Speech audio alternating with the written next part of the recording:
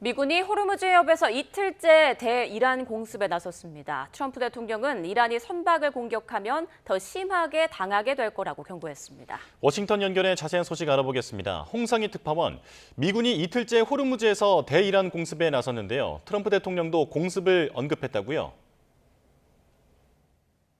네, 트럼프 대통령은 잠시 전 트루스 소셜에 글을 올리고 이 미군의 이란 공격 장면으로 추정되는 영상과 함께 이란의 선박 공격에 대한 보복 조치라고 설명했습니다.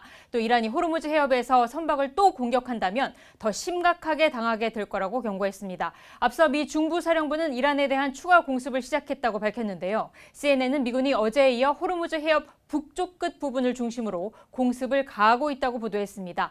미국 매체 악시오스도 미 당국자의 말을 인용해 이란군의 대함 미사일 기지, 방공 시스템 등 어제보다 더 광범위한 범위의 공격이 이뤄지고 있다고 전했습니다. 이란 파르스 통신도 이슬람 혁명 수비대 해군이 위치한 반다르 아바스와 시리크 일대에서 여러 차례 강렬한 폭발음이 들렸다고 보도했습니다.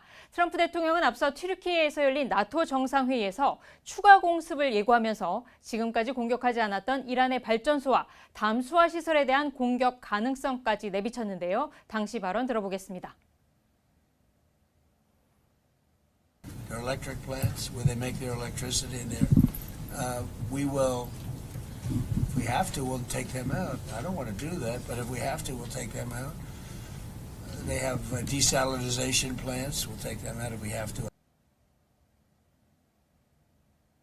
여기에 대이란 해상봉쇄 재개와 이란의 원유 수출 거점이죠. 하르그 섬 점령 가능성까지 언급하면서 이란을 거칠게 압박했습니다. 앞서 이란과 체결한 종전 양해각서가 끝난 것 같다면서 이란을 향해 쓰레기, 지긋지긋하다는 표현까지 내뱉었는데요. 다시 이어진 기자회견에서는 이란과 전쟁 재개는 아니라면서 단기 공격으로 빨리 끝내겠다는 뜻을 밝혔습니다. 이 말도 들어보시죠. European allies. I don't think it's going to start again. I think it's going to go very quickly. But when they hit, we hit. You know, it's what we use their language. We speak their language. No, I don't think so. I think anything that happens is going to be over very quickly. 네, 이란도 앞으로 반격에 나설 것으로 보이는데 어떤 반응을 보이고 있습니까? 네, 아직 이란이 반격에 나섰다는 소식은 들리지 않고 있습니다. 앞서 아바스 아라그치 이란 외무장관은 트럼프 대통령의 공격 예고 발언에 대해 저속한 도발에 말이 아닌 행동으로 답하겠다고 말했습니다. 이란 외무부도 미국의 공격이 종전 양해각서 위반이라면서 단호하게 대응하겠다는 입장을 냈습니다. 에스마일 바가의 이란 외무부 대변인은 X에 올린 글에서 미국과의 양해각서 5조를 보면 호르무즈 해협 통과 선박에 대한 안전보장 책임은 이란에 있다고 명시돼 있다는 점을 강조했습니다. 미국이 이 조항을 역행해 이란을 공격하고 이란산 원유 제재에 다시 나서는 등 일방적 조치로 합의의 틀을 통째로 위반했다고 비난했습니다. 하메네이 전 최고 지도자의 장례식이 진행되고 있는 가운데 전해진 트럼프 대통령의 발언에 이란 국민들도 격앙된 반응을 보였는데요. 들어보시겠습니다.